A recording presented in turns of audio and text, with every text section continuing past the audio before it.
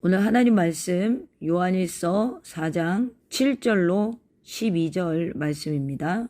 사랑하는 자들아 우리가 서로 사랑하자. 사랑은 하나님께 속한 것이니 사랑하는 자마다 하나님으로부터 나서 하나님을 알고 사랑하지 아니하는 자는 하나님을 알지 못하나니 이는 하나님은 사랑이심이니라. 하나님의 사랑이 우리에게 이렇게 나타난 바 되었으니 하나님이 자기의 독생자를 세상에 보내심은 그로 말미암아 우리를 살리려 하심이라. 사랑은 여기 있으니 우리가 하나님을 사랑한 것이 아니요 하나님이 우리를 사랑하사 우리 죄를 속하기 위하여 화목제물로 그 아들을 보내셨음이라. 사랑하는 자들아 하나님이 이같이 우리를 사랑하셨은즉 우리도 서로 사랑하는 것이 마땅하도다. 어느 때나 하나님을 본 사람이 없으되 만일 우리가 서로 사랑하면 하나님이 우리 안에 거하시고 그의 사랑이 우리 안에 온전히 이루어지느니라. 아멘. 오늘 하나님 말씀 요한일서 4장 7절로 12절 완전한 사귐의 열매로 함께 은혜를 나누겠습니다. 완전한 사귐의 열매. 올해 유난히부터 무더웠던 여름날 우리가 어떤 모습으로 사람들을 사귀었는지 좀 정리해보는 시간이 되기를 소망합니다. 그래서 지금 내가 교제하고 있는 그 방법이 옳은 것인지 정리를 확실하게 해야 돼요. 그래서 관계를 이제는 완전한 사귐의 열매로 내가 정리할 수 있는지 생각해 보려고 합니다.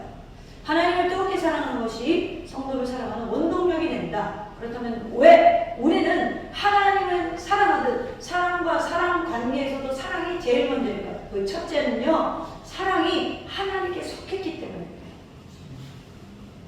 하나님의 속성을 가장 첫 번째로 꼽으라면 사랑이죠. 오늘 7절에 보면 사랑하는 자들아 우리가 서로 사랑하자. 사랑은 하나님께 속한 것이니 할렐루야. 사랑은 누구에게 속했어요? 하나님께서 속했다. 그러면서 뭐라고 그러냐면 사랑하는 자마다 하나님으로부터 나서 태어났다는 거예요. 본문에서 강조하는 것이 뭐예요? 사랑은 하나님으로부터 다시 나야 사랑을 안다는 거예요. 그렇습니다. 사랑은 하나님께 속한 거예요. 하나님은 사랑 자체, 사랑의 근원이십니다. 사랑의 근원이신 하나님께서 인간을 창조하실 때 어떤 마음으로 창조하셨어요? 나를 닮은 존재를 만들자 그러셨어요. 우리의 형상대로 인간을 만들자. 그러니까 하나님 닮은 존재로 우리를 만드셨다는 거예요. 근데 우리가 사랑은 몰라요. 사랑은 몰라요. 여러분, 우리가 하나님이 우리를 창조하실 때 사랑할 수 있는 존재로 만드셨어요. 누굴 닮았기 때문에? 하나님 닮았기 때문에. 그런데 우리가 죄를 지으면서 하나님의 형상을 잃어버렸어요. 그러니까 사랑할 능력이 없으니까 모든 인류가 결핍이 되는 거예요. 사랑을 받고 싶고 사랑을 하는데 이 방법이 잘못돼서 삐뚤어지는 거예요. 그러니까 뭐예요? 조건은 뭐예요? 내가 사랑을 줬는데 왜 저래? 그러니까 제가 목사인데도 사랑을 주는데 한계가 오는 거예요. 왜요? 사랑을 주는데 왜 저래? 어떻게 저럴 수가 있어? 어떻게 저렇지? 이런 갈증이 생기는 거예요. 왜요? 우리가 사랑하는 능력을 잃어버렸기 때문에. 그래서 하나님의 사랑으로 사랑하기 위해서는 근본적으로 우리가 하나님으로부터 다시 나야 된다. 그래서 사랑하는 자마다 하나님으로부터 나서 하나님을 아는 거예요. 하나님을 닮았으니까 그분을 알겠죠. 여러분, 그러므로 예수 그리스도를 믿음으로 우리는 성령으로 다시 태어나야 돼요. 할렐루야. 거듭난 영혼은 하나님의 형상을 회복해요. 자라나요. 그리스도의 장성한 훈련까지 자라난다는 거예요. 그래서 사랑할 수 있는 힘이 생겨요. 세상에서 완전한 사귐을 얻고 싶다면 여러분 사람 보지 말고 하나님 바라보셔야 돼요. 하나님으로부터 다시 나야 돼요. 그리고 사랑하는 자는 하나님을 알게 된다. 하나님을 아는 것은 결국 우리의 지식으로 갈 수 없어요. 그분에게로 가야, 그분 안에 다시 태어나야. 하나님을 아는 것은 오직 죽었던 영이 다시 살아날 때만이 알 수 있게 되는 원리를 지금 사도 요한이 말씀하고 있다라는 거예요. 하나님을 아는 것은 그분을 사랑해야 할 수 있다. 그분을 아는 자의 사랑은 이제 달라져요. 바라는 사랑이 아니라 나누는 사랑으로. 어제까지 추하게 보이던 사람이요, 이제는 내가 사랑의 눈으로 보게 돼요. 어제까지 문제의 사랑으로 보이던 사람도요, 사랑의 눈으로 보면 귀중한 존재가 된다. 제가 이걸 깨닫고 사람을 볼 때 아직도 저는 덜 성장해서 힘든 부분이 있지만 바뀐 게 하나 있어요. 장점을 보자. 장점을 보자. 아무리 못났어도 장점 하나는 갖고 있더라고요. 장점이 없어 아니고 건강한 게 장점이더라고요. 건강하니까 일을 잘해요. 그것도 장점이에요. 어떤 사람은요, 저 사람만은 정신이 없어요. 근데 그 정신없음 속에서 뭐예요? 활력이 있어요. 네? 활력이, 에너지가 있다. 그러니까 여러분, 우리가 사랑의 눈으로 보면 모두가 귀중한 거예요. 할렐루야. 제가 일부 예배 때 얘기했죠. 양을 키우는데 유대인들이 짐승을 다른 걸 키운다고 그랬잖아요. 하나는 개, 세퍼트, 짖어서 주인께로 모는 것. 그리고 두 번째는 뭐예요? 나귀. 뭔가 짐을 싣고 또 필요할 때, 급할 때 필요하기 때문에 나귀가 필요해요. 세 번째 뭘 키운다고요? 염소. 염소는 뭐예요?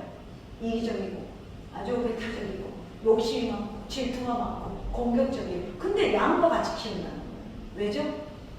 짐승이 왔을 때, 사나운 짐승이 와서 맹수 왔을 때 염소는 죽어도 끽하고 죽는다는 거예요.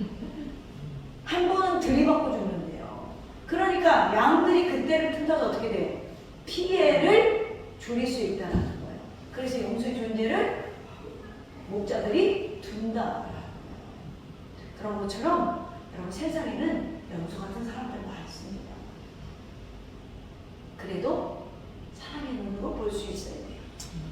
왜죠? 우리가 하나님 안에서 다시 남자이기 때문에. 그러므로 여러분, 사랑하지 않으면 하나님을 알지 못하고 세상에서도 다른 사람을 사랑할 수가 없습니다.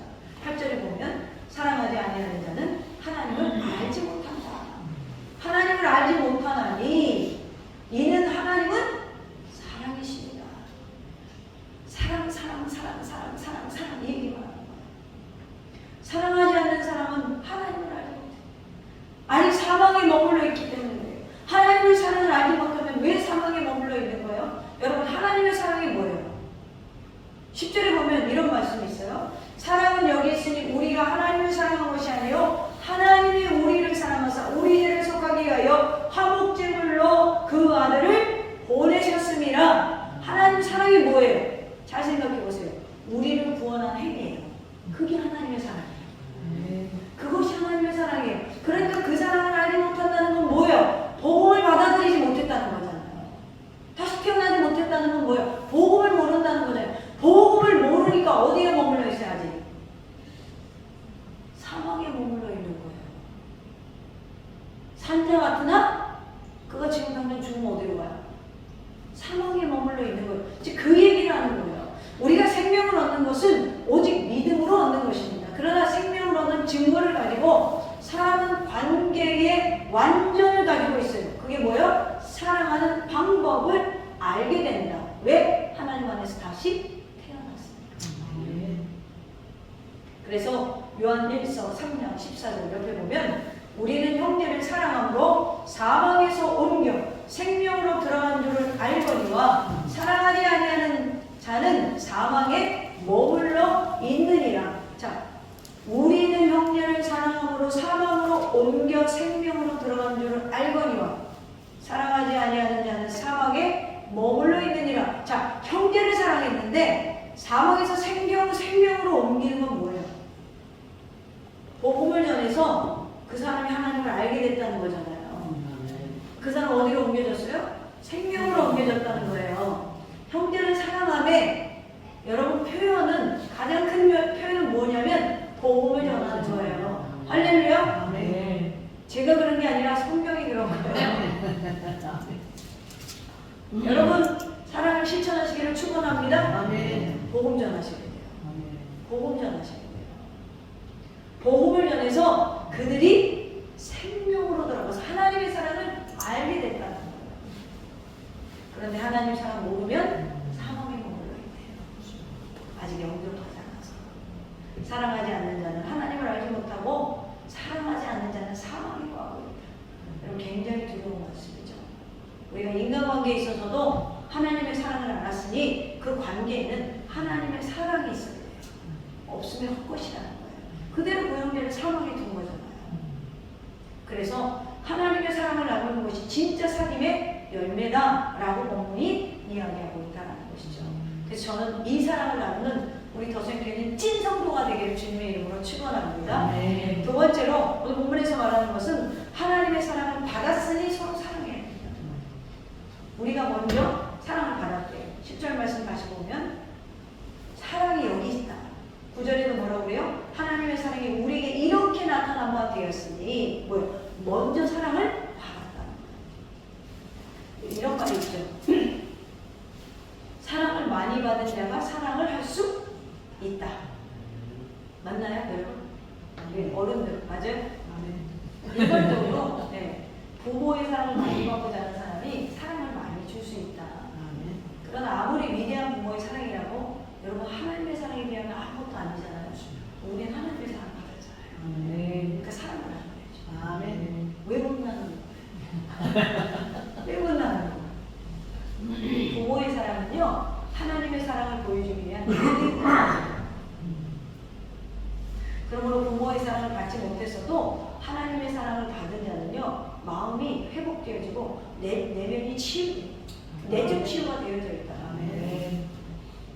하나님의 사랑을 받은 점을 알게 될 때 우리는 비로소 진짜 사랑을 할 수 있다는 거예요. 사도 요한이야말로 사랑을 가장 많이 받은 제자잖아요. 그래서 요한복음 21장 20절에 보면 예수님이 사랑하시던 그 제자라고 부를 정도로 예수님이 특별히 사랑하는 사람입니다. 그래서 그런지 그는요, 요한복음이나 요한일서나 요한계시록이나 하나님의 사랑을 가득 담아서 모두가 예수 그리스도의 사랑이 주제예요. 예수님의 사랑을 많이 받은 요한이 사랑의 사도, 별명이 사랑의 사도였어요. 전에 내려오는 전생에 의하면 그가 설교를 할 때 대부분의 설교 주제가 사랑이었대요. 그가 나이가 많아서 설교조차 하기 어려울 때는 부축해서 강단에 누가 올려주면 딱 한마디 하고 내려왔대요. 형제들아 서로 사랑하자. 이게 그의 설교의 다였다는 거예요. 이것이 그런데 엄청난 공동체에 힘을 가져간다는 것이죠. 그런데 여러분 가만히 보면 사도 요한이 처음부터 사랑을 했을까요? 사랑의 사람이 아니었어요. 원래는요 불같은 사람이었어요. 예수님 그래서 공생의 시절에 그를 별명을 하나 지어줬는데 뭐라고 지어주냐면 마가복음 3장 17절에 보면 우레의 아들이다. 뭐야? 번개야. 마가복음 3장 17절에 보면 또 세베대 아들 야고보와 야고보의 형제 요한이니 이 둘에게는 보아늘 곧 우레의 아들이라는 이름을 더하였으며 또한 그는 어떤 사람들이 예수님의 이름으로 귀신을 내쫓으면서도 예수님과 함께 공동체 생활을 안 하니까 그거 못하게 시킬 정도로 편협함이 있어요. 누가복음 9장 49절에 보면 요한이 여쭤오되 주여 어떤 사람이 주의 이름으로 귀신을 내쫓는 것을 보고 우리와 함께 따르지 아니하므로 그 말이 한나이다. 아주 자랑스럽게 얘기해요. 한 번은요 예루살렘으로 가는 도중에 사마리아 성을 통과하게 됐는데 그 마을 사람들이 예수님의 이름을 영접하지 않는 거예요. 그래서 요한이 뭐라고 얘기하냐면 누가복음 9장 54절에 보면 하늘에 불을 내렸어요. 이 사람들을 태워버리시는 것이 어떻습니까? 그러니까 굉장히 요한이 다혈질적인 거죠. 이처럼 원래 사랑의 사람이 아니었던 그가 예수님의 사랑을 받고 바뀐 거예요. 그러니까 인간의 본성은 안 바뀌지만 그리스도 안에서 태어나면 바뀔 수 있다는 가능성이 사도 요한이 우리에게 도전을 주는 거죠. 할렐루야 아버지. 여러분 오늘 우리도 예수님의 사랑을 받은 자임을 알면, 내가 먼저 사랑받은 걸 알면 가능성이 있겠죠. 가능성이 있어요. 사랑의 사람 될 수 있어요. 여러분, 사랑은요 항상 희생이 따르잖아요. 제가 보면 이 부부지간, 남녀지간도 더 사랑하는 사람이 항상 저. 그렇지 않아요? 항상 저. 항상 저. 그러니까 사랑의 희생이 따라요. 왜요? 하나님은 우리를 사랑하셔서 독생자를 화목제로 드리는 희생을 드렸잖아요. 하나님께서 그렇게 사랑하신 독생자를 우리 죄를 뒤집어 씌게 하시고 대신 죄인이 되어서 죽게 하셨어요. 이 대속으로 하나님과의 인간의 관계가 어떻게 돼요? 열렸어요. 우리는 교통할 수 있게 되었어요. 이것이 우리가 받은 완전한 삶의 열매, 사랑의 증거라는 거예요. 오늘 본문에서 말하는 세 번째는 뭐냐? 사랑하면 사랑의 사람이 된다라는 거예요. 근데 누구를 사랑해요? 하나님을 먼저 사랑하라. 11절 보겠습니다. 사랑하는 자들아, 하나님이 이같이 우리를 사랑하셨은즉 우리도 서로 사랑하는 것이 마땅하도다. 사랑하는 건 당연한 거야. 꼭 해야 되는 거야. 그냥 해야 되는 거야. 사랑은 받으면서 배우는 것이지만 그보다 더 완전한 사랑을 배우는 방법이 뭐냐면요, 사랑을 해야 사랑을 알아요. 아멘. 사랑을 해봐야 사랑을 하는 거예요. 우리는 태어나면서부터 사랑을 배우잖아요. 가장 먼저 부모로부터 배우고, 자라면서 형제로부터 배우고. 그러나 우리가 자식이 결혼하고, 내가 결혼을 하고, 자식을 낳고, 자녀를 키우면서 뭐예요? 부모님의 사랑을 알게 되고 깊어진다는 거예요. 알긴 알았지만 받으면서 자라면서 그 사랑을 줄 때, 오히려 자녀를 키울 때 부모의 사랑을 알게 됩니다. 저는 제가 이제 뭐 물론 우리 어머니를 이해하려고 많이 노력을 했지만 참 이해가 안 되더라고요. 제 솔직한 말. 그런데 담임이 되면서 이해를 조금씩 하기 시작했어요. 그러니까 해봐야 이해된다는 거예요. 여러분, 하나님이 우리를 사랑했대. 이것만 갖고 있는 사람이 있어요. 근데 사랑을 줘보지 않는 사람은 하나님 마음이 이해됩니다. 그래서 사랑이라 하나님을 안다는 거예요. 그래서 사랑을 해봐야 하나님을 안다는 거예요. 늘 저희 올무사님 하신 말 있어요. 지금 만약에 북한에서 쳐들어오면 내가 먼저 제일 먼저 죽을 거야. 성도들보다 먼저 죽어주신다고 하더라고요. 고맙게. 아직 안 쳐들어와서 모르겠지. 근데 제가요, 담임이 되니까 그래요. 아, 이게 성도를 보호하는 게 어떤 문제라는 거예요. 제가 화를 잘 안 내거든요. 네, 예전에 비해서는 정말 화를 안 내죠. 근데 우리 교인들의 뭔가 위협하는 게 생기면 딱 날이 서요. 그날이 얼마나 날카로운지 다 배. 팬다니까. 그래서 항상 뭘 먼저 생각하냐면 우리 교회 성도들이 먼저 항상 제 삶에는 그게 있어요. 근데 그게 한 번에 된 게 아니에요. 주다 보니까 바뀐 거예요. 그러니까 그런 마음을 가니까 아, 예수님이 정말 제자들을 이렇게 데리고 다니면서 제자들이 예수님 마음 몰랐을 때 아, 진짜 쓸쓸하셨겠구나. 아, 고독하셨겠구나. 아, 진짜 이 짐이 힘드셨겠구나. 이게 100% 이해 못하죠. 죽을 때까지 못하죠. 그러나 어렴풋이 알게 된다는 거예요. 저보고 접어야 한다는 거예요. 십자가요? 매달아 놓으면 몰라요. 여러분들 접어야 하는 거예요. 접어야 하는 거예요. 많은 목회자들이 성도들이 일하는 그 고뇌를 몰라요. 그래가지고 내 입장에서만 왜 기도 안 해? 왜 안 해? 그러는데 일하는 고통을 아는 사람은 저 사람이 그만큼만 해도 엄청나게 힘을 쓰고 있다는 걸 알아요. 그 이해관계거든요. 근데 그 이해로 끝나는 게 아니라 살아나면 그게 안쓰럽고 안타깝습니다. 그러니까 우리가 그 과정을 가야 되는 거예요. 그 마음을 가야 된다는 거예요. 그러니까 자식 낳고 키워볼 때 비로소 아마 우리 변집사님도 어머니의 마음을 알았을 거예요. 네. 키울 때 안다는 거예요. 키울 때. 하나님의 사랑은 마찬가지예요. 받으면서 배우지만 우리가 하나님을 사랑하면서 그 사랑을 배우고 하나님을 사랑을 내가 나눌 때 오히려 하나님을 닮아간다. 사랑하는 것을 여러분, 주님을 위해서 우리 뭘 할 수 있을까요? 진짜 사람, 찐 사람, 세상에 나가서 그 관계 속에서 그 사람을 사망에서 생명으로 옮기는 복음적인 사람이 있어요. 여러분이 만나는 사람들 아직도 사망 가운데 있다면 가슴을 치면서 오셔야 돼요. 그래서 생명 가운데로 옮기십니다. 그래서 우리가 다시 난 것 같이 그들도 하나님 안에서 다시 나게 여러분 눈물을 흘리며 기도하셔야 돼요. 더군다나 여러분의 가족, 여러분의 형제, 여러분의 또 친한 사람들이 나는 생명으로 옮겼는데 그들은 사망에 그냥 앉아있다라고 생각해보세요. 그 사랑을 실천하기 위해서 때로는 우리가 희생해야 될 게 있어요. 때로는 나의 가장 소중한 것을 내어드려야 될 때가 있어요.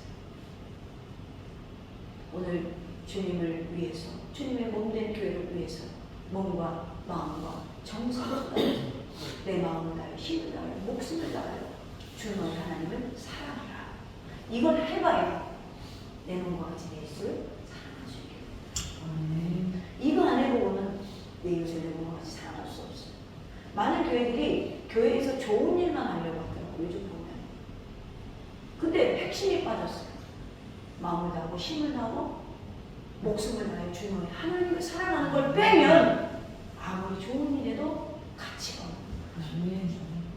하나님을 사랑해봐야 그 사랑 안에서 하나님을 알고 그리고 우리가 진정한 인간과의 관계도 맺어나갈 수 있다. 우리가 말씀한 성령을 통해서 십자가의 사랑을 받고 우리가 정작 사랑의 사람이 되어가는 가는 것은 여러분 내가 대신 죄인이고 대신 욕을 먹고 희생할 때 비로소 십자가의 사랑의 의미를 깨닫게 되어져 가는 것입니다. 이제 2013년도 이제 얼마 안 남았어요. 여러분 주변에 사람들을 한번 떠올려 보세요. 생명이 있습니까? 사망이 있습니까? 우리는 그가 사망에 앉은 걸 보고 먹을 걸 주고 즐겁게 같이 다니면서 그 사람을 사랑한다고 생각해요. 아니라는 거죠. 여러분 진짜 사랑하시기를 바랍니다. 그래서 12절에 어느 때나 하나님을 본 사람이 없으되 만일 우리가 서로 사랑하면 하나님이 우리 안에 거하시고 그의 사랑이 우리 안에 온전히 이루어집니다. 사실 이 본문을 쓴 사도 요한은 하나님을 봤죠. 예수님을 보았습니다. 3년이나 같이 동고동락했습니다. 근데 이렇게 말해요. 하나님을 본 사람이 없다. 근데 언제 볼 수 있는가? 우리가 서로 사랑하면 그 안에 하나님이 계시다. 여기에 온전히 우리 안에 이루어진다. 이 말은 완성된다. 그래서 오늘 하나님 말씀의 제목 완전한 사귐의 열매. 하나님의 사랑이 온전히 이루어지면 우리에게 사랑의 열매가 맺혀져. 이제는 그 사랑을 힘있게 되어져. 여러분 그 사랑에 힘입어 인생의 참만 행복한 삶의 사귐의 열매가 있기를. 그래서 우리 주변에 있는 사람들이 사망에서 생명으로 옮겨지는 열매의 결실이 맺혀지는 우리 2023년의 다섯교회가 저와 여러분이 되기를 주님의 이름으로 축원합니다.